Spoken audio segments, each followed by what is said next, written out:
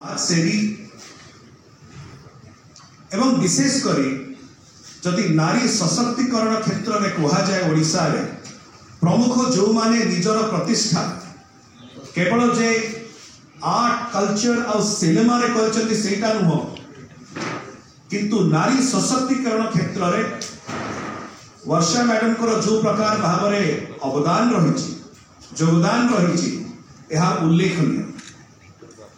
विशेषकर यदि आप मन थी अनेक विषय भर जावा आगे गोटे जिन कहबी आम समस्ते से निमकी फिल्म टी देखी निमपुर नवीन निवास पर्यंत वर्षा जी जो प्रकार भाव से गोटे फिल्म केवल नाला